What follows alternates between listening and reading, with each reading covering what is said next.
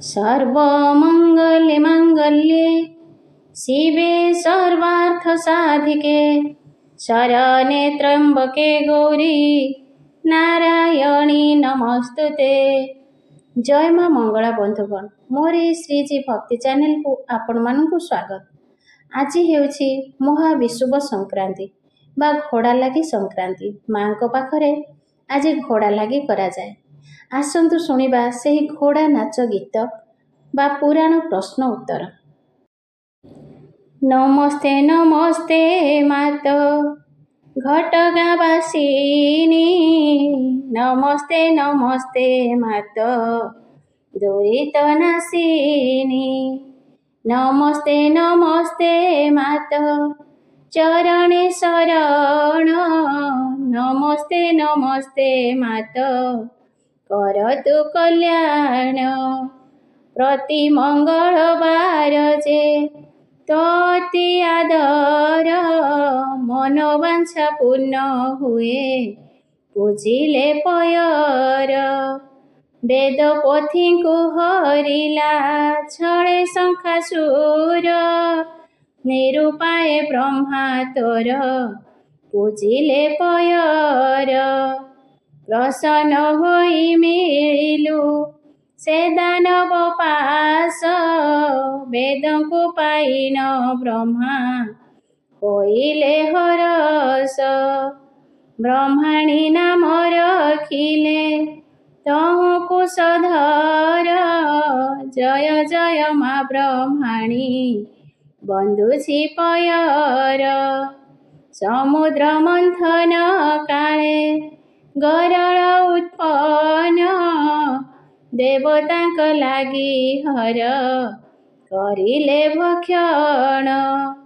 तहु रुद्र चेतन होइन पड़िले, ताहा जानी न झटति माँ प्रसन्न हेले।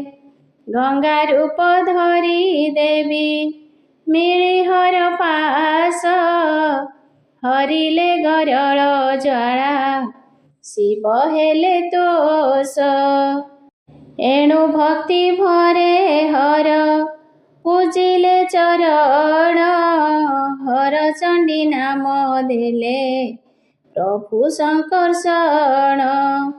जय हर चंडी हर कलुष सकल, हरि नियम मनरु गर्भ अहंकार।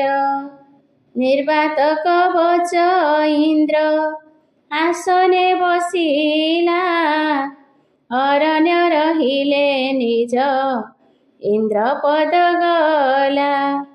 बहु स्तुति कले तोते देव आखंडल, दया बही चित्ते मागो तांकु उद्धारिल। अर्जुन को आनिबाकु देले परामर्श, निर्वात कवच तहु होइला विनाश। इंद्रपद लभी तोष हेले सचिपति, जय इंद्रायणी कही पूजिले झटति। सीता को हरिला बळे विश्रवानंदन, युद्ध आरंभिले पुणी श्रीराम लक्षण। जय रामचंडी कही प्रभु रघुपति, रावण निधने पुणी कले नाना स्तुति। गोपरे जनमी मात मथुरा चलिल, बिजुली कन्या नामेन कंसर छामोर। मृत्यु भेद कही बेगे हेल अंतर्ध्यान, प्रमाद गणिला कंस रहिछि प्रमाण। कली रे अशेष नाम के करिब संख्या, सागर लहरी माल कहूँ हेब व्याख्या। पठ अनुजाई तोर भिन्न भिन्न नाम, ଗୋବିନ୍ଦ ଭଞ୍ଜଙ୍କ ଲାଗି ସ୍ଥିତ ଘଟଗ୍ରାମ। ଅପାର ମହିମା ମାକେ କଳନା କରିବ, ମାନବ ଛାର ତାହାଙ୍କୁ ବର୍ଣ୍ଣି କି ପାରିବ। ତାରିଣୀ ତାରିଣୀ ତାରିଣୀ ମଙ୍ଗଳା ମାଳି, ତାରିଣୀ ନାମ ଭଜନ୍ତୁ କରୁଅଛି ଅଳି। ଭବସାଗର ତରିବାକୁ ତାରିଣୀର ସ୍ତୁତି, ତାରିଣୀ କୃପାରେ ଗୃହେ ବିରାଜଇ ଶାନ୍ତି। ଜନ୍ମେ ଜନ୍ମେ ତୋର ପାଦେ ଅଟେ ମୁଁ କିଙ୍କର, ନିପଟ ମୂରୁଖ ମାଗ ମତେ ତ୍ରାହି କର। ଜୟ ଜୟ ଗଣନାଥ ଗୌରୀ ନନ୍ଦନ, କପଳେ ସିନ୍ଦୁର ଚିତାବରଣ ବଦନ। ତୁମ୍ଭ ପୂଜା ହୁଏ ଦେବଗଣଙ୍କ ଅଗ୍ରରେ, ତୁମ୍ଭ ନାମ ସକଳ ବିଘ୍ନକୁ ନାଶ କରେ। କର୍ଣ୍ଣରେ କୁଣ୍ଡଳ ବେନି ଶୋହେ ନିରନ୍ତର, ପୃଥୁଳ ଉଦର ଦେବ ମହାଯୋଗେଶ୍ୱର। ବିଦ୍ୟାର୍ଥୀ ଲୋକ ତୁମ୍ଭର ନାମକୁ ସ୍ମରିଲେ, ବିଦ୍ୟା ବୁଦ୍ଧି ଲାଭ ତାର ହୁଅଇ ବ୍ୟଗ୍ରରେ। ଏ ଅଧମ ଦିନ ଜନ କରୁଛି ଗୁହାରି, ମୋର ମନସ୍କାମ ବାରେ ଦିଅ ପୂର୍ଣ୍ଣ କରି। ଜୟ ଜୟ ଜୟ ମାଗୋ ଦେବୀ ସରସ୍ୱତୀ, ତୁମ୍ଭ ଚରଣେ ମୋହର ଅଶେଷ ପ୍ରଣତି। ବାକ୍ୟ ଦେବୀ ବିଦ୍ୟା ବୁଦ୍ଧି ଦିଅ ମୋ ହୃଦୟରେ, ଏହି ନିବେଦନ ମୋର ତବ ଶ୍ରୀପୟରେ। ମୋର କଣ୍ଠେ ବସି ପଦ କରିବ ବଖାଣ, ଉପହାସ ଯେସନେ ନହିବ ଏହି ସ୍ଥାନ। ସଭାଜନ ମାନେ ଏବେ ଶୁଣ ମନ ଦେଇ, ଗାୟକ ଭାଇଙ୍କୁ କିଛି ପଚାରିବି ମୁହିଁ। ସଦ୍ଗୁରୁ ସେବା ଯେବେ ସେହୁ କରିଥିବେ, ତେବେ ସିନା ଏ ସ୍ଥାନରେ ସବୁ କହିଦେବେ। ନହିଲେ ମୂକଙ୍କ ପରି ହୋଇବେ ମୌନ, ଆଜିଠାରୁ ଛାଡ଼ି ଦେବେ ଗାୟକ ବିଧାନ।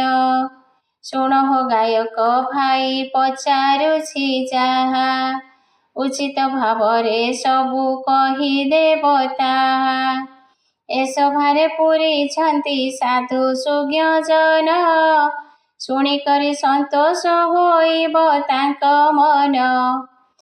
ବିଲୁଆକୁ କାହିଁ ପାଇଁ ନନା ବୋଲୁଥାନ୍ତି, ବାଘ ମାମୁଁ କହି କିମ୍ବା ପିଲାଙ୍କୁ ଡରାନ୍ତି। ରାତ୍ରରେ ଅଲଗା କିମ୍ବା ଚକୁଆ ଚକୋଇ, ବେଙ୍ଗର ଲାଙ୍ଗୁଡ଼ କେଉଁ କାରଣରେ ନାହିଁ। କାହା ସାପେ ଚୁଚୁନ୍ଦୁରା ଦେହ ଗନ୍ଧ କରେ, କେ ରଖିଲେ ମଣି ନେଇ ସର୍ପ ମସ୍ତକରେ। ମାମୁଁ ଶବ୍ଦ ଚନ୍ଦ୍ରଠାରେ କିମ୍ପାଇଁ ରହିଲା, ଶଶା ଚିହ୍ନ କିଏ ଆଣି ତା ଅଙ୍ଗରେ ଦେଲା। ଷଡ଼ଙ୍ଗୀ କହନ୍ତି କୁକୁରଙ୍କୁ କାହିଁ ପାଇଁ, ଶାଳଗ୍ରାମ କେଉଁଠାରେ ଜନମଲ ଭଇ। ଲାଜକୁଳି ଗଛକୁ ଛୁଇଁଲେ ତତକ୍ଷଣେ, ଝାଉଁଳି ପଡ଼ଇ ସେହୁ କେବଳ କାରଣେ। ପ୍ରଥମରେ ଏତେ କଥା କହିଦିଅ ଭାଇ, ଶ୍ରୀଗୁରୁ ପ୍ରସନ୍ନେ ଶ୍ୟାମ ସୁନ୍ଦର କହଇ।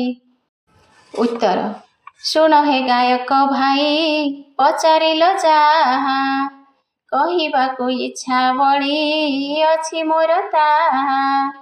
ଏ ମହାସନ୍ଧି ବିଧାନ ଏ ସ୍ଥାନରେ ଆଣି, କେବଳ ଏତିକି ମାତ୍ର ଥିଲା ତୁମ୍ଭେ ଜାଣି। ତେଣୁ କରି ତର ତର ହୋଇଣ ଆଗରୁ, ପଚାରିଲ ସେ ବିଛ କି ନାହିଁ ସଦଗୁରୁ। ସେ ହେତୁ କହିବାକୁ ମୁଁ ହେଲି ଉତ୍କଣ୍ଠିତ, ମିଳୁ ବା ନ ମିଳୁ ଶାସ୍ତ୍ର ବିଧାନର ଅର୍ଥ। ସଭାଜନକୁ ଦଇନି କରୁଅଛି ମୁହିଁ, ମୋର କଥା ଶୁଣ ଏବେ ଏକଚିତ୍ତ ହୋଇ।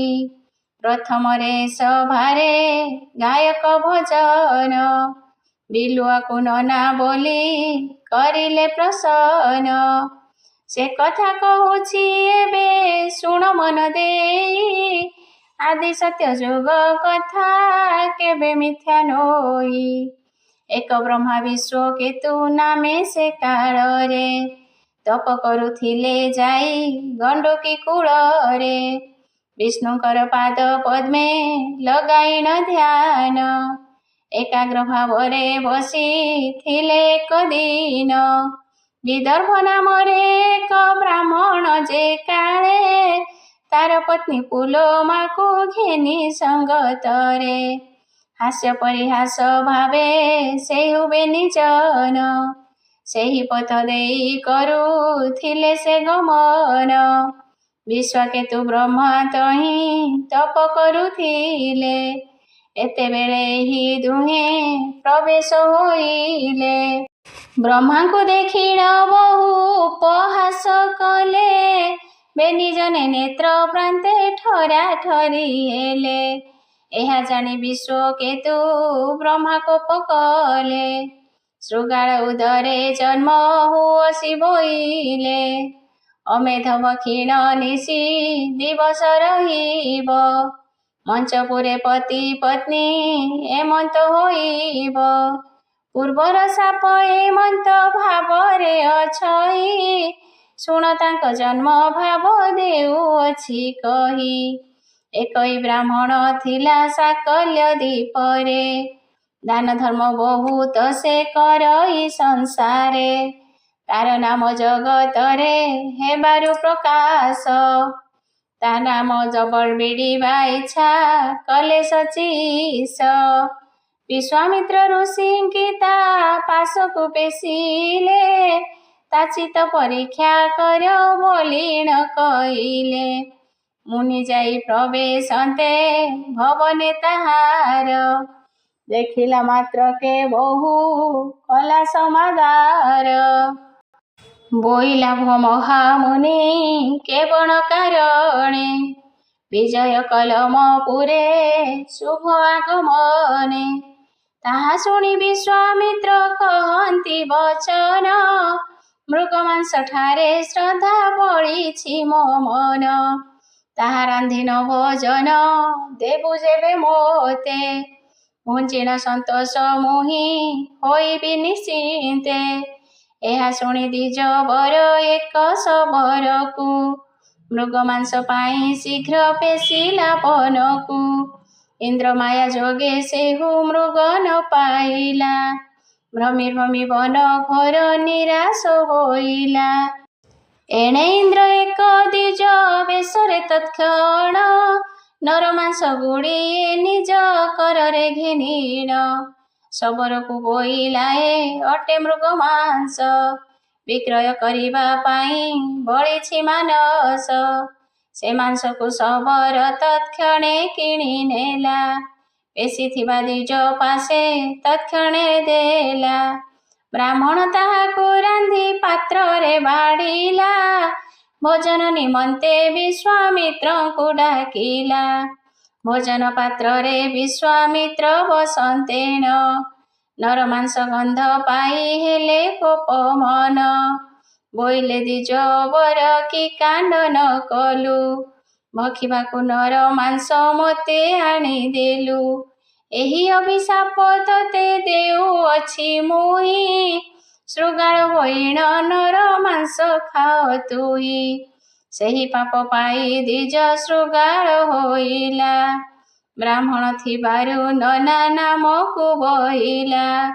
ବିଲୁଆକୁ ନନା ବୋଲି ଏଘେନି କହନ୍ତି, ସାଧୁଜନ ମାନେ ଶୁଣ ଦେଇ ହେତୁ ମତି।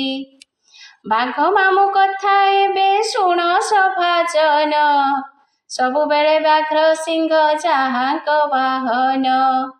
ତ୍ରିପୁରର ମାତା ସେହି ଅଟନ୍ତି ପାର୍ବତୀ, ତେଣୁ ସବୁଦିନେ ତାଙ୍କ ପର୍ବତେ ବସତି।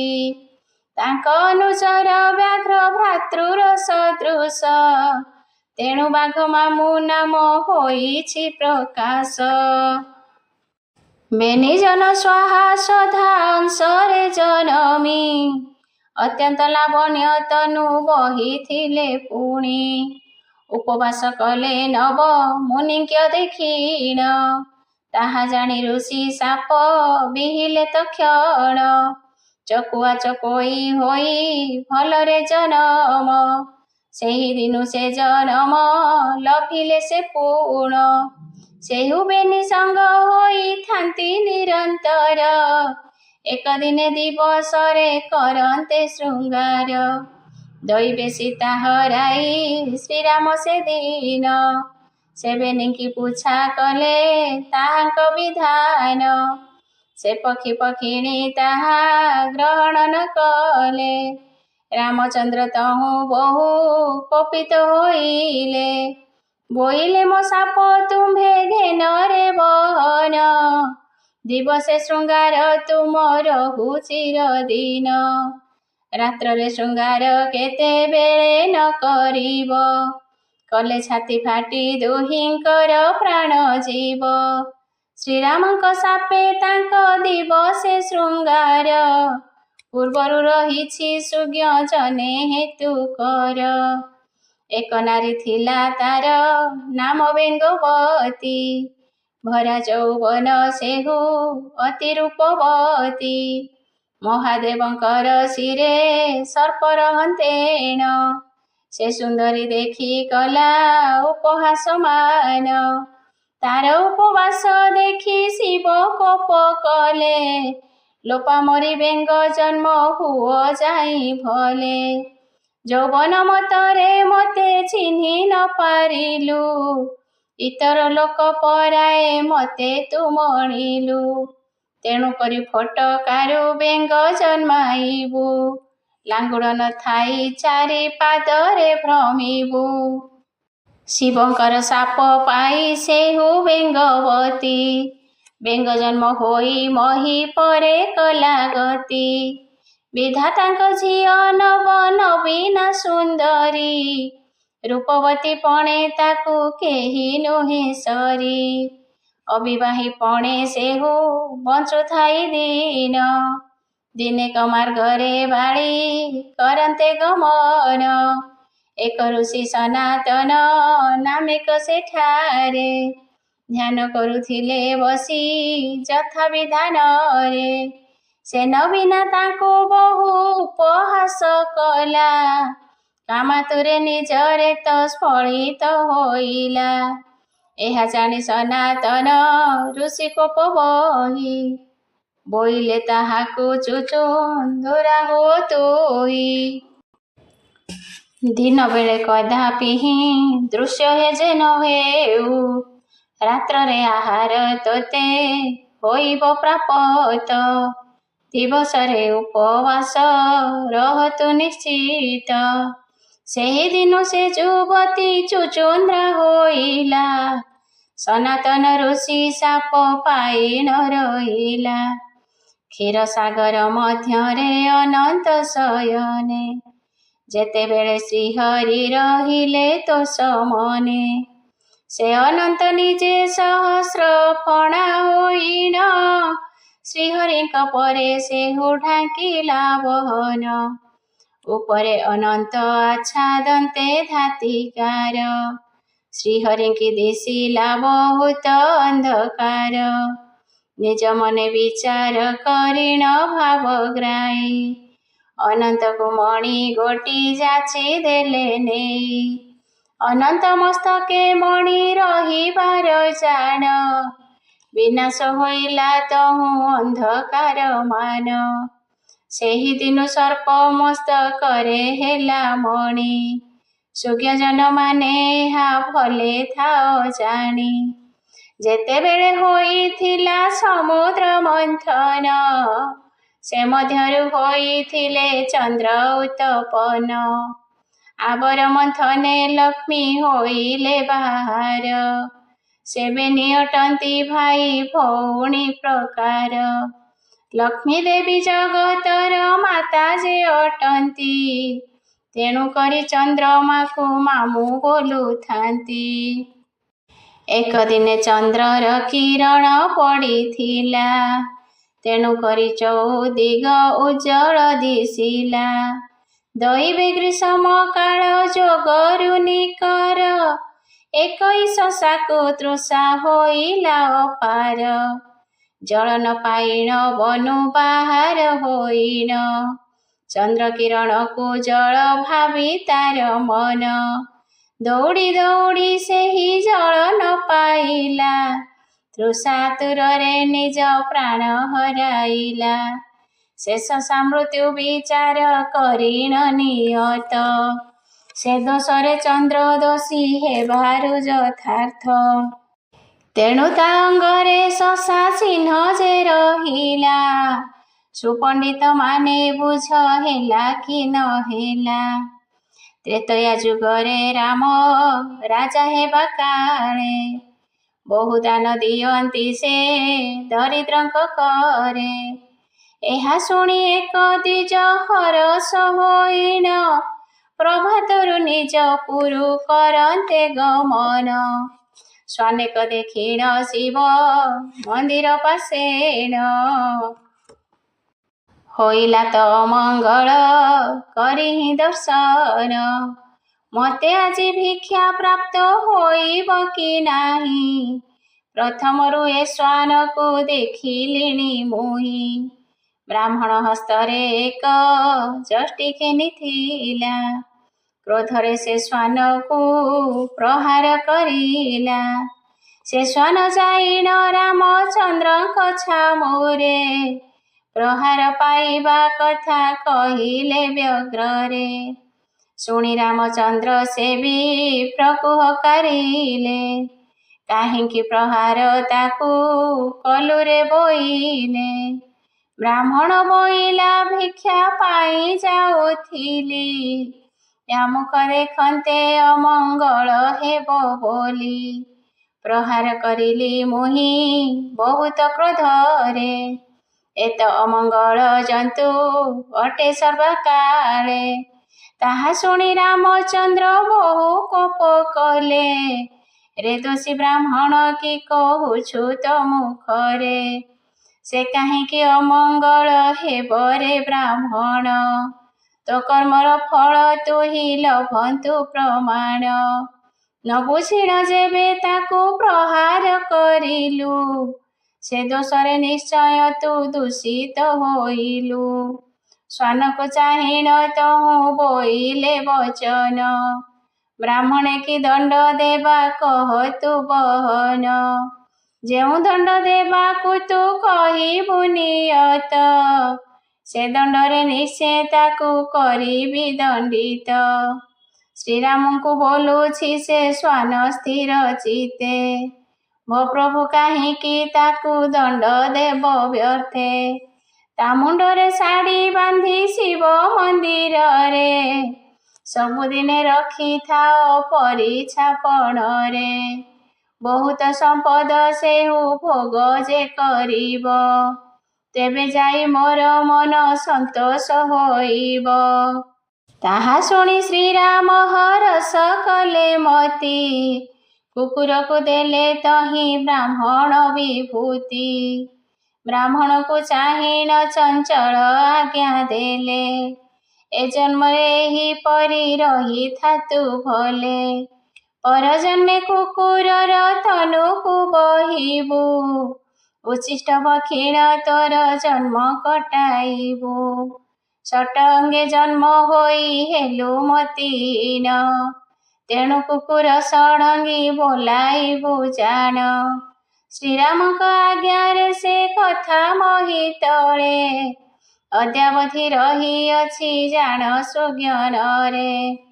ଶିବ ସଙ୍ଗେ ଜଳନ୍ଧର ଯୁଦ୍ଧ କରୁଥିଲା, ବାର ବାର ଶିବଙ୍କୁ ସେ ପରାସ୍ତ କରିଲା। ତାହା ଜାଣି ଶ୍ରୀହରି ଯେ ଭାବିଲେ ମନରେ, ଜଳନ୍ଧର ନାରୀ ବୃନ୍ଦା ସତୀ ତ ବଳରେ। ବୃନ୍ଦାବତୀ ସତୀ ତ ନହିଲେ ବିନାଶନ, କଦାପି ଏ ରାକ୍ଷସ ନହିବ ନିଧନ। ନିଜେ ଜଳନ୍ଧର ରୂପ ହୋଇ ଭାବଗ୍ରାହୀ, ବୃନ୍ଦାବତୀ ନିକଟରେ ପ୍ରବେଶିଲେ ଯାଇ। ସ୍ୱାମୀ ଭାବେ ତାର ସଙ୍ଗେ କରିଲେ ସୁରତି, ଜାଣି ନ ପାରିଲା ତାହା ସତୀ ବୃନ୍ଦାବତୀ। ତା ସତୀତ୍ୱ ନଷ୍ଟ କରିବାରୁ କପଟରେ, ଏଣେ ଜଳନ୍ଧର ଦୈତ୍ୟ ମଲା ଶିବ କରେ। ଶେଷେ ତାହା ଜାଣି ବୃନ୍ଦାବତୀ ଶାପ ଦେଲା, ପାଷାଣ ରୂପ ଧରି ନ ଥାଅ ହୋ ବୋଇଲା। ମୋ ପତି କୀଟ ହୋଇଣ ତୋତେ କାଟୁଥିବ, ତୋ ପିଣ୍ଡ ଗଣ୍ଡୁକି ନଦୀ ମଧ୍ୟରେ ପଡ଼ିବ। ତହୁଁ ଗଡ଼ି ଗଡ଼ି ଶାଳ ଗ୍ରାମ ହେବ ସେହି, ଏମନ୍ତ ଭାବଟି ପୂର୍ବୁ କଥିତ ଛଇ। ଲାଜକୁଳି ଜନ୍ମ କଥା ଶୁଣ ହୋ ସୁଜନ, ଦ୍ୱାପର ଯୁଗର କଥା ଅଛିଟି ପ୍ରମାଣ। ସ୍ୱର୍ଗର କାମିନୀ ଶକୁନ୍ତଳା ନାମ ତାର, ଋତୁଧ୍ୱଜକୁ ସେ ବିଭା ହୋଇନ ନିକର। ଅତ୍ୟନ୍ତ ସୁଖରେ ସେହି ନାରୀ ଥିଲା ରହି, କେତୁଧ୍ୱଜକୁ ଦେଖିଣ ପ୍ରେମେ ହେଲା ଭାଇ। ତାର ସଙ୍ଗେ ପ୍ରକାଶ୍ୟରେ ରତି ଆଚରିଲା, ଦେଢ଼ଶୁର ବୋଲି ଚିତେ ଭୟ ନ କରିଲା। ନିଜ ପତି ଋତୁଧ୍ୱଜ ଦେଖିଲା ନୟନେ, ବହୁତ ଧିକାର ତାକୁ କଲା ରୋଷ ମନେ। ବୋଇଲା ତୁ ଦେଢ଼ଶୁର ସଙ୍ଗେ ବିହରିଲୁ, ତିଳେ ମାତ୍ର ଚିତେ ତୁହି ଭୟ ନ କରିଲୁ। ଋତୁଧ୍ୱଜ ତାକୁ ଶାପ ଦେଲା କବହନ, ଲାଜକୁଳି ବୃକ୍ଷ ରୂପେ ହୁଅ ତୁ ଜନମ। ଲଜ୍ଜାବନ୍ତ କଥା କହି ମୋତେ ଲଜ୍ଜା କଲୁ, ପୁଛନ୍ତି ପଦେ ବଚନ ଉତ୍ତର ନ ଦେଲୁ। ତେଣୁ ଲାଜକୁଳି ବୃକ୍ଷ ହୋଇ ରହିଥିବୁ, ଛୁଇଁଲା ମାତ୍ରକେ ତୁହି ଝାଉଁଳି ପଡ଼ିବୁ। ସେହି ଦିନୁ ଲାଜକୁଳି ବୃକ୍ଷ ହେଲା ଜାତ, ସାଧୁ ସୁଜ୍ଞଜନ ମାନେ ଜାଣ ସୁନିଶ୍ଚିତ। ଏ ସ୍ଥାନରେ ଗାୟକ ଯା କରିଲେ ପ୍ରସନ୍ନ, ତାହା ବୁଝାଇ କହିଲି ହେତୁ କରି ଘେନ। ହେଲା କି ନ ହେଲା ମୋତେ କହନ୍ତୁ ବୁଝାଇ, ଶ୍ୟାମ ସୁନ୍ଦରର ଦୋଷ ନ ଧରିବ କେହି। ଆସନ୍ତୁ ଏଥର ଶୁଣିବା ଆଉ କିଛି ପ୍ରଶ୍ନ ଆଉ ଉତ୍ତର। ହେ ଗାୟକ ଭାଇ ଶୁଣ ମନ ଦେଇ ପଚାରିବି ଯେ ଚରିତ, ଏ ମହାସଭାରେ ସାଧୁ ସୁଜ୍ଞନରେ ଶୁଣୁଥିବେ ଦେଇ ଚିତ୍ତ। ତାହା ଦେବଟି କହି ନ କହିଲେ ଜୀବ ଲଜ୍ଜା ପାଇ, ତାହା ଦେବଟି କହି। ମହାଯୁଗେ କେତେ ବରଷ ହୋଇ ମନୁ କେତେ ଯୁଗ ହୁଏ, କେତେବେଳେ କଳ୍ପ କେତେବେଳେ ବ୍ରଣ ସଂସାର ମଧ୍ୟରେ ହୁଏ। ଚନ୍ଦ୍ର କି ରୂପେ ସ୍ଥିତ କେତେ ଚନ୍ଦ୍ର ହୁଏ ଜାତ, ବ୍ରହ୍ମାଙ୍କୁ ଦିବସେ ହୁଏ କେତେ କାଳେ, ଶିବଙ୍କ ସଂଖ୍ୟାଟି କେତେ ମହାପ୍ରଳୟର ବୀଣା। ଏ ସ୍ଥାନରେ କହିଦେବ ପୁଣି, ଷଡ଼ରୋଗ ବୋଲି ଯାହାକୁ ବୋଲନ୍ତି ଆଦ୍ୟ ନାମ ସିଏ କିଏ। କେଉଁଠାରୁ ଉତ୍ପତ୍ତି କେଉଁ ରୋଗ ଯାହାକୁ ଯେପରି ରହେ, ନବଖଣ୍ଡ ମେଦିନୀ ଭାଗ ବୁଝାଇଣ ହୁଅ ତୁନି। ଏ ନୁହଁଇ ଭାଇ ଖେଳ ଘର କଥା କହିବାକୁ ନିଶ୍ଚେ ହେବ, ସାଧୁ ସୁଜ୍ଞଜନେ ଶୁଣିଣ ତାଙ୍କର ଚିତ୍ତୁ ସଂଶୟ ନାଶିବ। ନ କହିବଟି ଯେବେ ଚଅରକୁ ଖଞ୍ଜଣି ଚଢ଼ିଯିବ ତେବେ। ଗାୟକ ନାମକୁ ବହିବ କିମ୍ପାଇଁ ଯେବେ ନ ପାରିବ କହି, ସବୁ ବିଦ୍ୟା ଭାବକୁ ଜାଣିଲେ ଗାୟକରେ ଲେଖା ହୋଇ। ଶ୍ୟାମ ସୁନ୍ଦର ଭାଷା କହିଦିଅ ହୋଇଣ ହରସ, ଶୁଣ ସଭାଜନେ ଦେଇ ମନ କର୍ଣ୍ଣ ପ୍ରଶ୍ନକୁ ଯେବା ଉତ୍ତର। ତାହା କହିବାକୁ ଚିତ୍ତ ବଳି ଅଛି, ହେଉ କି ନ ହେଉ ମୋର। ଗାୟକ ରତନ କରିବେ ପ୍ରସନ୍ନ ମହାଯୁଗ ଭାବ କଥା, କହୁଛି ବୁଝାଇ ସାଧୁ ସୁପଣ୍ଡିତେ ରଖିଥାନ୍ତୁ ହେତୁ ଚେତା।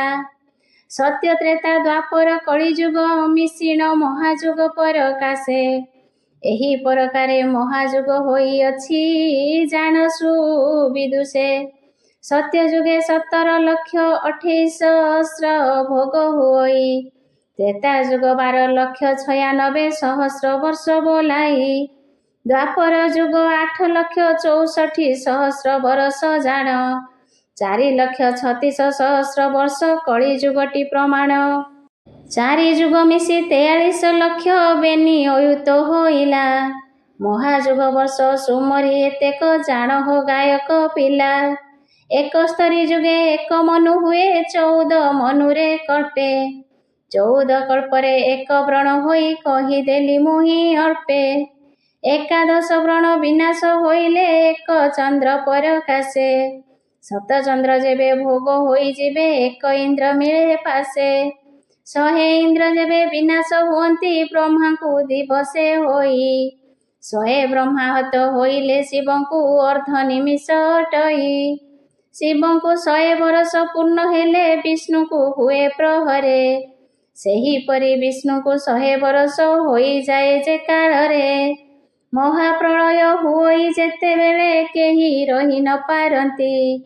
मुसळ धारारे वृष्टि होइबारु प्राणी माने नाश जाती। एउतारु षड रागर नियम बुधे शुण मन देई। केदार कन्नडा देशाक्ष माळव बसंत मल्हार होई। ए षड रागरु उपरागमान जात होइले निश्चय। निज नाम देशु उत्पन्न लभिण रहिले होई अक्षय। नवखंड मेदी निरभाव पुणी शुणसु पंडित गण। षडतीरे 1 जग होइबारु 4 जबे मुष्टि पुण। षड मुष्टि हेले 1 हस्त हुए 4 हस्तरे धेनुज। 2,000 धेनुके क्रोशे परकाशे 4 क्रोशे जे जनेक। 2,000 योजनरे 1 देश 100 देशरे मंडल। 2,000 मंडले दंड परकाशे बुझ साधु सुज्ञानर। खंड खंड होई नवखंड हेले 1 मेदिनी होई। साधु सुज्ञ सुपंडित माने कुह हेला कि न हेला एही। गायक भाई जा प्रश्न करिथिले कहिली तार उत्तर। खेरस निवासी हरसरे कहे दैवज्ञ श्याम सुंदर। आउ किछि प्रश्न गायक भाई को एबे पचारुछि मुहि। प्रश्न को उत्तर सबु कहिदेले सेही। साधु पंडित माने होइन हरस। तेणु ए स्थान प्रशंसा करिबे अवश्य। ए जेउ चंद्र देवता आकाश मध्यरे। पखे छिड़ी पखे बढ़े केउ कारणरे। दिवस के केउ वृक्ष माने निद्रा जाती। अणबाबुआ होई के संसारे अछंती। मातार यौवती नही जन्मांती कुमर। गायक भाई कहिब एथिर विचार। दिवसे अंध किंपाई पेचक खद्यत। 1 पादे जोक किंपा हुए आत जात। बर अशस्त विवाह किंपाई होइला। बड़िया गंडीरे केहु कीड़ा फियाइला। बकहंस ए दुहिंक पक्ष काहि पाई। सुकवर्ण होई अछि कहिदेब भाई। अगांडिया बैषम अटईटी जेहु। निर्णय करिण कहिदेब भाव जेहु। शिव किंपा लिंग रूपे रहिले स्थानरे। एकथा बुझाई कहिदेब ए संसारे। किए इंद्रधनु होई आकाशे पड़ई। केउठारु आसी सेहु रूप प्रकाशई। जेबे सद्गुरु सेवा करिथिब भाई। तेबे स्थानरे सीना कहिब बुझाई। नहिले गायक पण आजिठु छाड़िब। चिरदिनकु तुम्भर मने रहिथिब। केड़े हरस होइन घरु आसीथिले। सर्प आगे भेक परी ए स्थान होइले। व्याघ्र संगे बिराड़ी की करुछि लढ़ाई। सेही प्रकारे आम्भे तुम्भे होई। प्रश्न उत्तर मान आग करी भास। श्याम सुंदर कहई होइन हरस। शुणी सभाजन माने होइबे हरस। प्रश्नर उत्तर मान करिबी प्रकाश। ए स्थानरे हो संतोष होइन सुज्ञ जन हे। गायक भाई बोइले चंद्रंकर गुण हे। पखे बढ़ी पखे छिड़ुछंती अनुक्षण हे। तार गुण हे कहुअछि सभा जने शुण हे। देवतांक गुरु बृहस्पति जे अटंती ताहांकर नारी तारा नामरे से सती नित्य थांती हे। चंद्रदेव पढ़िबाकू जाती जे एक दिने गुरुपत्नी तार संगे पुण गुपते पीरती कले शशधर जान पुत्रोत्पन्न हे होइबारु बुद्ध देले नाम हे। जानी बृहस्पति चंद्र को जे साप देले पक्षे छिड़ी पक्षे बढ़ुथाओ तू बोइले ए कर्म रे हे क्षय वृद्धि हुए निरंतर हे। गुरुपत्नी हरण दोषरु शशधर पक्षे बढ़ी पक्षे छिड़ी जाए ता शरीर हेतु कर हे नुहे अगम्य अगोचर हे। अगस्ती तिंतुड़ी पुणी चाकुंडा कुमुद दिवा भावे हो वृक्षे जाई थांती निद रात्र हेले हे उजागर हेउ थांती फले हे। बाप न थाई न भगीरथ जनमिले तेणु अण बाबुआ नामकु से बहिले हृदय रे हे भाबुथाओ साधु सुज्ञान रहे। कदली गछर माता नोही रजवती पुत्र मानंकु से आगे करई उत्पत्ति थाओ चिंती हे एक थारे नाही किछि भ्रांति हे। स्वर्गर गंधर्व कुंत सर्वनाम तार चंचला खद्य तो जाया बेनी हेतु कर दिवस रे हे वीर सर्वा संगे प्रीति कले हे। ताहा जानी कुंत सर्वा बहु कोप होई सेबेनी नारी की अभिशाप देला तही लाज नाही लो दिवस रे हेल प्रीति बाइलो एही अभिशाप मोर घेन लो निकर दिवस रे हुओ तुम्भे अंध परकार रजनी रे जे अमेध भखी बहर सरे हे। सेही दिन खद्य तो उल्लुक दिबा अंध प्रतिशाप पाइबेनी होइले स्तबध साधु वृंद हे बुझ ଏହା मने कही मोद हे। शैल नामरे एक सती कन्या थिला दुर्मक्षासुर ता रूप देखी मोह हेला पाशोरिला हे पापकु से भय न करिला हे। एक पाद टेकी से कन्या को इंगितरे व्यस्त करिला से दैत्य बहुत प्रकारे तत काले हे सती कन्या को चाहिण बोले हे। एक चरण टेकिण कलु तु इंगित जोक देह बही तु ही मर्ते हुओ जात अस्थि रक्त हे नथाई मांस हे बस्थित हे। एकई पादरे सदा गमन करिबु कुज रक्त पचा मांस देखिण भखिबु जड़े थिबु हे जोक होई नाम को बहिबु हे। से सती कन्या सापरे दुर्माख्या असुर जोक तनु बही बस करिला जलर सुज्ञान रहे अंतर्गरे विचार कर हे। बट स्वस्थ विवाह शुण हे सुजन बट सदाशिव स्वस्थ जे विष्णु पुण बट क्षीर हे सरस्वती बोली हेतु कर हे।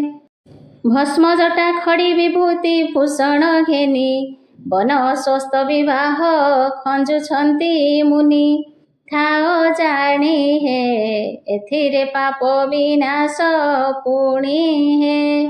सत्य जुगे इंद्रपुरे एक सभा हेला स्थान मार्जन को कार चितन बलिला कुबेर को हे बोले मार्जित कर पुर को हे। से आदेश घेनिन कुबेर तत्काले एक ही बड़िसा सेहु घेनि निज करे आनंद रे हे स्थान समार्जन सेहु करे हे।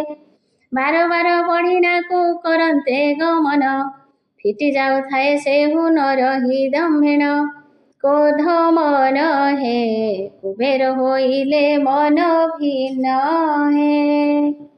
दुर्वासा ऋषि आसीन एक कीड़ा देले तार तले याकु छाड़ी दियो हो बोइले ତତ୍କାଳେ ଭିଡ଼ ହୋଇ ରହିଲା ଶୟଳେ। ଭକହଂସ ବେନି ପକ୍ଷୀ ହରଷ ହୋଇଣ ସେବା କରୁଥିଲେ ଯାଇ ବ୍ରାହ୍ମଣ ଚରଣ। ସେବା ଦେଖି ସନ୍ତୋଷ ହୋଇଲେ ଅଷ୍ଟ ଆଖି। ବୋଇଲେ ତୁମ୍ଭ ଦୁହିଁଙ୍କ ପକ୍ଷ ଧଳା ହେଉ ଯୁଗ ଯୁଗାନ୍ତରକୁ ଏ କଥା ରହିଥାଉ। ଅନ୍ୟ ନହୁ ହେ କଳା ଚିହ୍ନ ତୁମ୍ଭ ଠାରୁ ଯାଉ ହେ। ଯୁଧିଷ୍ଠିରଙ୍କ ସାପରେ କୁମ୍ଭୀରର ଚାଣ ମଳଦ୍ୱାର ରୁଦ୍ଧ ହୋଇଅଛି ସଦା ଦିନ। ମୁଖ ଦେଇ ଫକିବା ଦ୍ରବ୍ୟକୁ ଉଦ୍ଗାରଇ ତେଣୁ ତାକୁ ଅଗାଣ୍ଡିଆ ବୈଷ୍ଣବ ବୋଲନ୍ତି। ସୂକ୍ଷ୍ମଜନମାନେ ଏହା ହୃଦେ ଥାଅ ଚିନ୍ତି। କଷ୍ଟ ରୀତି ନୁହଁଟିଏ ଚରିତ ଅତି। ପୂର୍ବେ ଦକ୍ଷ ପ୍ରଜାପତି ଏକ ଯଜ୍ଞ କଲେ ବଡ଼ ଜ୍ୱାଇଁ ଶିବଙ୍କୁ ସେ ବରଣ ନ କଲେ। ଦୁର୍ଗା ଜାଣି ଶିବଙ୍କୁ କହିଲେ ସେହୁ ବାଣୀ। ଅନୁମତି ଘେନି ଦୁର୍ଗା ପିତା ପୁରେ ଗଲେ ତାଙ୍କ ପିତା ଦକ୍ଷ ଦେଖି ବହୁ ଧିକ୍କାରିଲେ। ସେ ବୋଇଲେ ଯୋଗୀ ନାରୀ ହୋଇଛୁ ତୁ ଭଲେ। ପିତାଙ୍କର ମୁଖୁସତି ଶୁଣି ନ ଧିକ୍କାର ସେ ଯଜ୍ଞ କୁଣ୍ଡରେ ଝାସ ଦେଲେ ତତ୍କାଳ। ମହାକାଳ ଜାଣି ହୋଇଲେ ପୁରୁ ବାହାର। ମହାକୋପ ମୂର୍ତ୍ତି ହୋଇ ଶିବ ଚଳିଗଲେ ଯଜ୍ଞ ସ୍ଥାନକୁ ପ୍ରଥମେ ବିନାଶ କରିଲେ। ତହୁଁ ଗଲେ ଦକ୍ଷ ମୁଣ୍ଡ ଛିଡ଼ାଇ ନ ଦେଲେ।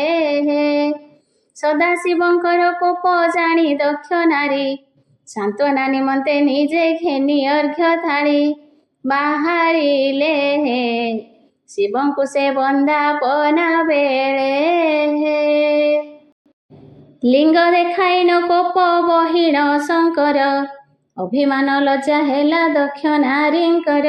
ଶାପ ଦେଲେ ଲିଙ୍ଗ ରୂପେ ଥାଅ କାଳେ କାଳେ। ଶାଶୁଙ୍କର ଶାପ ପାଇ ଭୋଳା ମହେଶ୍ୱର ଲିଙ୍ଗ ରୂପ ହୋଇ ସେହୁ ରହିଲେ ସଂସାର। ହେତୁ କର ଦକ୍ଷ ଯଜ୍ଞ ବିଧି ସମାଚାର। ପଞ୍ଚବଟୀ ବନେ ରାମ ଲକ୍ଷ୍ମଣ ଯେ ଥିଲେ ଶୂର୍ପଣଖାର ନାସାକୁ ଛେଦନ କରିଲେ। ସେହୁ ଗଲା ଯେ ରାବଣ ଆଗରେ ସେ କହିଲା ଯେଉଁ ନାସା ଛିଡ଼ିଗଲା କାଟନ୍ତେ ଲକ୍ଷ୍ମଣ ଇନ୍ଦ୍ରଧନୁ ହୋଇ ସେହୁ ଗଲା ଗଗନେଣ। ଉଦେ ହୁଏ ଯେ ନାନା ବନେ ସେହୁ ଶୋଭା ପାଏ ଯେ। ଗାୟକ ଭାଇ ଯେ ମୋତେ ପ୍ରଶ୍ନ କରିଥିଲେ ଠିକ ଠିକ କରି କହିଦେଲି ଏ ସ୍ଥାନରେ ସୁଜ୍ଞାନରେ ଅର୍ଥ ବାଛି ଘେନ ହୃଦୟରେ।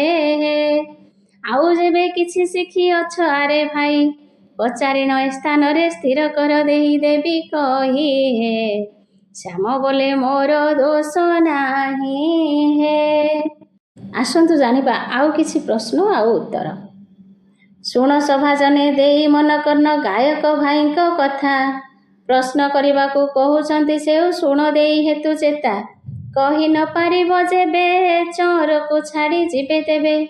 ପଳାଶ ଫୁଲ କାହିଁ ପାଇଁ ଅପୂଜା ରହିଲା ସଂସାରେ। ବିଷ୍ଣୁଙ୍କ ମସ୍ତକେ ତୁଳସୀ କିମ୍ପାଇଁ ଦିଆ ହୁଏ ସଦା କାଳେ। ଢାଉ ରଙ୍ଗ ଗଛ କାହିଁ ଥିଲା କି କାରଣେ ମର୍ତ୍ତେ ଜନ୍ମିଲା।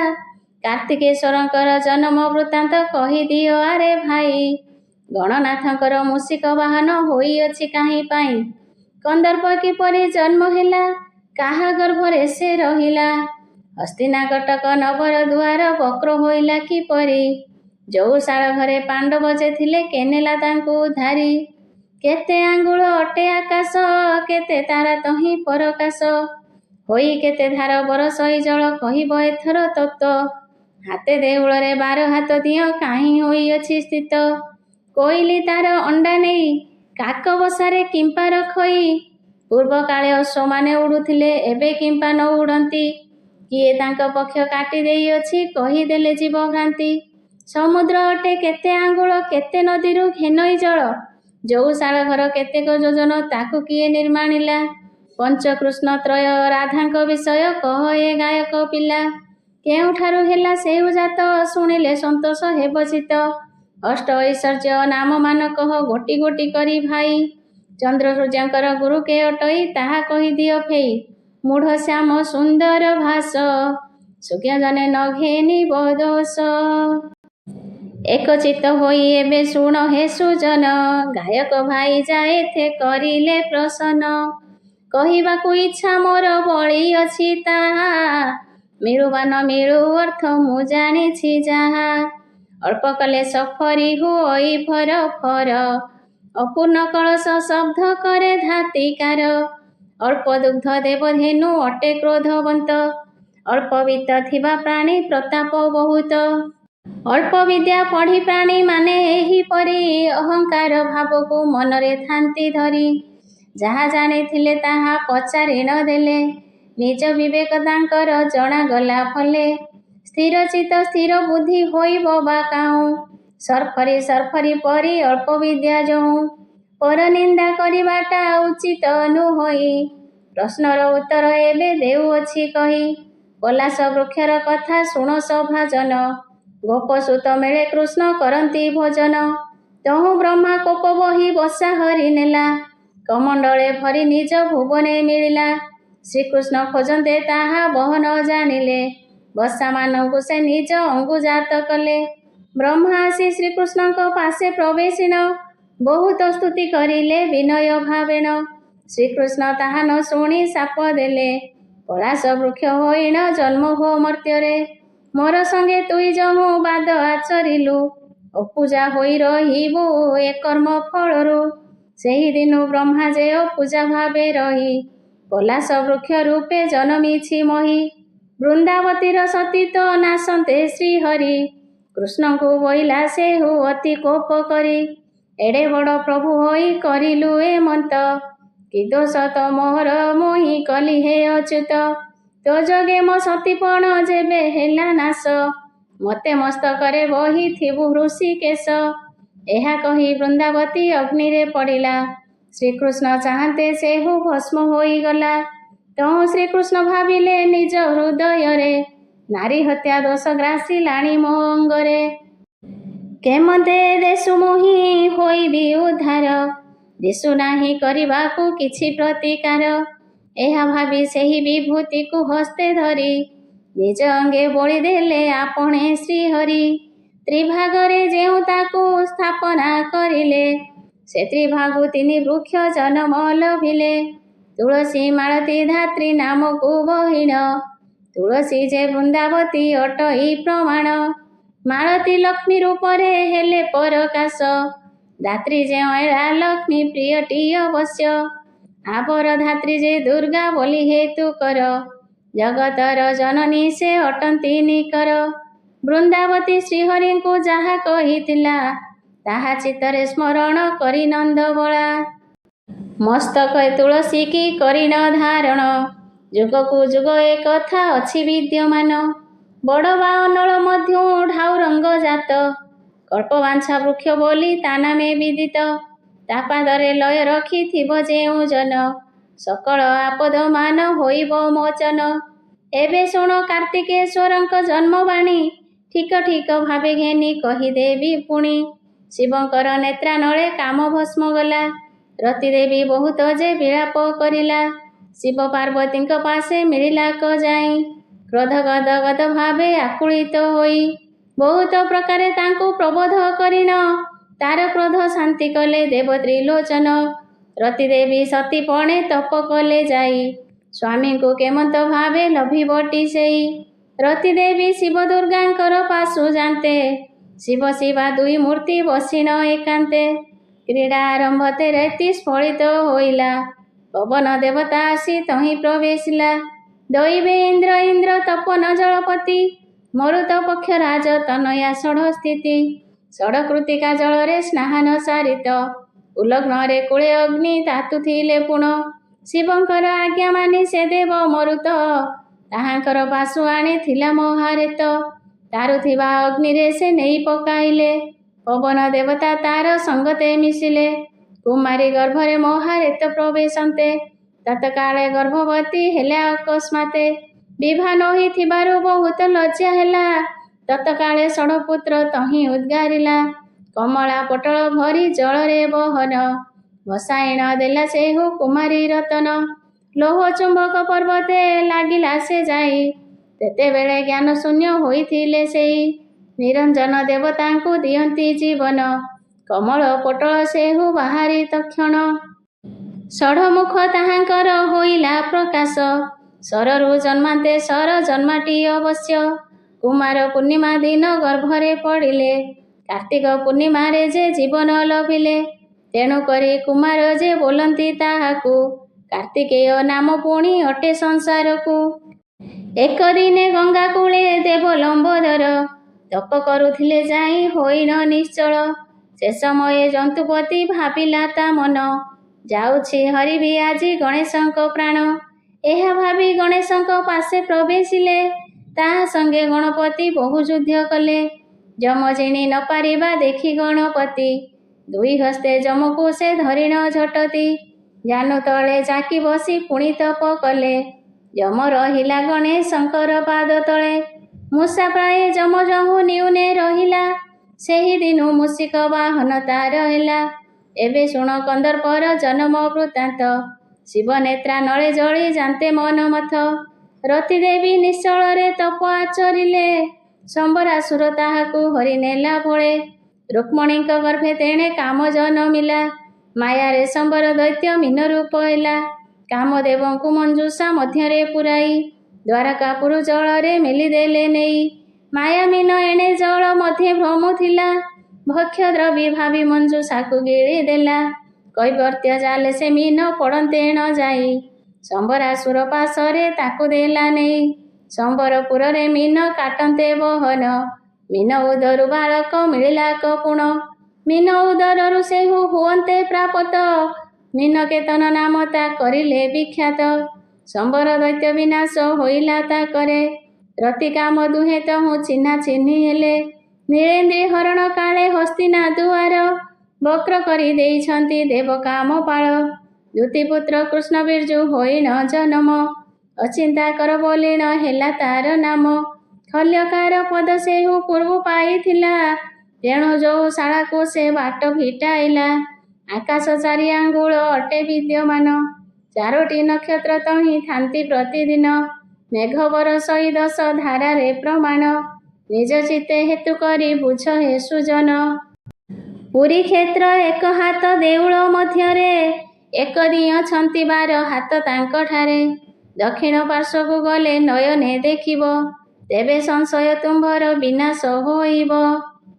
ଭୂଷଣ୍ଡ ବଂଶରୁ କାକ ମାନେ ଜନ୍ମ ହେଲେ କୋଇଲିର ଜନ୍ମ ଅଟେ ବିନତା ଅଂଶରେ ମେନା ସାପୁ କୋଇଲି ଯେ ଡିମ୍ବ ନ ଫୁଟାଇ କାକ ବସାରେ ତାହାକୁ ରଖି ଆସେ ନେଇ ଅଜ୍ଞାନୀ କାକ ତା କେଭେ ନ ପାରଇ ଜାଣି ତାର ନିଜ ଡିମ୍ବ ବୋଲି ଫୁଟାଏ ସେ ପୁଣି ଛୁଆ ଜନ୍ମ ହୋଇ କାକ ପାଶରେ ବସନ୍ତେ କା ଶବ୍ଦ ନ ବୋଲି କୁ ଭାଷଇ ଅନୁବ୍ରତେ ତେଣୁ କାକ ମାନେ ତାକୁ କରିଦିଅନ୍ତି ଦୂର କୋଇଲିଙ୍କ ସଙ୍ଗେ ଯାଇ ମିଳଇ ତତ୍ପର ଅଶ୍ୱମାନଙ୍କ ପକ୍ଷରୁ ଅଶ୍ବିନୀ କୁମାର ପୂର୍ବେ ତାଙ୍କ ପକ୍ଷ ଛେଦି ଥିବାରୁ ନିକର ଅଶ୍ୱମାନେ ଏବେ ଆଉ ଉଡ଼ି ନ ପାରନ୍ତି ସାଧୁ ସୁଜ୍ଞଜନମାନେ ଦେଇଥାଅ ମତି 12 ଆଙ୍ଗୁଳ ଅଟେ ସମୁଦ୍ର ବିସ୍ତାର 3 ନଦୀରୁ ନିରତେ ଘେନିଥାଇ ଜଳ ଯଉଶାଳା ଘର ଅର୍ଦ୍ଧ ଜୁଣଟି ପ୍ରମାଣ ଦୁର୍ଯ୍ୟୋଧନ ଆଜ୍ଞାରେ ରଚିଛି ପୁରଞ୍ଜନ ପଞ୍ଚକୃଷ୍ଣ ତ୍ରୟ ରାଧା ଭାବ ହେବେ ଶୁଣ ଯେମନ୍ତ ଭାବରେ ସେହୁ ହୋଇଲେ ଜନମ ମହାପ୍ରଳୟ କାଳରେ ଶୂନ୍ୟ ନିରାକାର ଯୋଗ ନିଦ୍ରା ଜାନ୍ତେ ନୃପ ଦେଖିଲା ଅପାର ଯୋଗ ମାୟାଙ୍କୁ ସ୍ୱପନେ ଦେଖିବାରୁ ସେହି ହୃଦୟ ମନ ତାଙ୍କର ହୋଇଗଲା ମୋହି ସ୍ୱପ୍ନରେ ରେତ ସ୍ଫଳିତ ହୋଇଲା ତାଙ୍କର ସେ ରେତ ପଞ୍ଚଭାଗରେ ହେଲା ଯହୁଁ ସ୍ଥିର ସେ ପଞ୍ଚରୁ ପଞ୍ଚକୃଷ୍ଣ ଜନମ ଲଭିଲେ ଯୋଗ ମାୟାଙ୍କ ରୂପକୁ ଅନାଦି ଦେଖିଲେ ପୁଣି ଯୋଗ ମାୟା ସ୍ୱପ୍ନେ ବିଭଳିତ ହୋଇ ତାଙ୍କ ଅଙ୍ଗୁରେର ତହୁଁ ସ୍ଫଳିତ ହୁଅଇ ସେ ରେତ ତ୍ରୟ ଭାଗରେ ଯହୁଁ ପ୍ରବେଶିଲା ତ୍ରିଭାଗ ମଧ୍ୟରୁ 3 ଆକୃତି ହୋଇଲା 3 କନ୍ୟା ଜନ୍ମିଲେ ତାଙ୍କ ନାମ ଶୁଣ ସୁମେଧ ଶରଧା ରାଧା ବୋଲି ଯେ ପ୍ରମାଣ, ପଞ୍ଚକୃଷ୍ଣ ତ୍ରୟ ରାଧା ଏ ପ୍ରକାର ହୋଇ, ସୁପଣ୍ଡିତ ମାନେ ବୁଝ ଚିତ୍ତ ବୃତ୍ତି ଦେଇ, ଅଷ୍ଟ ଐଶ୍ୱର୍ଯ୍ୟ କଥା ଶୁଣ ଦେଇ ମନ, ଏକରେ ପ୍ରେମ ଦ୍ୱିତୀୟ ଅଟ ଈଶ କାମ, ତୃତୀୟ ମାଧୁର୍ଯ୍ୟ ଚତୁର୍ଥରେ ବିଦ୍ୟା ପୁଣ, ପଞ୍ଚମରେ ଧନ ଷଷ୍ଠରେ ଯେ ଦାରା ଜାଣ, ସପ୍ତମରେ ପୁତ୍ର ଅଷ୍ଟମରେ ସୁରୁଚି ହୁଅଇ, ଅଷ୍ଟ ଐଶ୍ୱର୍ଯ୍ୟମାନ ଅଟନ୍ତି ଯେ ଏହି, ରବିଚନ୍ଦ୍ର ଦୁହିଁଙ୍କର ଗୁରୁ ବିଶ୍ୱକ୍ସେନ, କେତେବେଳେ ନୁହଁ ଇଏ ଅନ୍ୟଥା ବଚନ। ଶୁଣିଲେ କ ସଭାଜନ ମାନେ ହରସରେ, ଗାୟକ ଭାଇ ଏ ସ୍ଥାନେ ଚାପ ଚାରିଥିଲେ, ତାହାର ଉତ୍ତର ମୁହିଁ କହିଲି ବୁଝାଇ, ଯାହା ମୋତେ ଜଣା ଥିଲା ତାହା ଦେଲି କହି, ଶ୍ୟାମ ସୁନ୍ଦର ଭାଷଇ ଅତି ହରସରେ, ହରି ହରି ବୋଲ ସଭା ଜନେ ସ୍ଥାନରେ, ହରି ହରି ବୋଲ ସଭା ଜନେ ସ୍ଥାନରେ, ହରି ହରି ବୋଲ ସଭା ଜନେ ସ୍ଥାନରେ।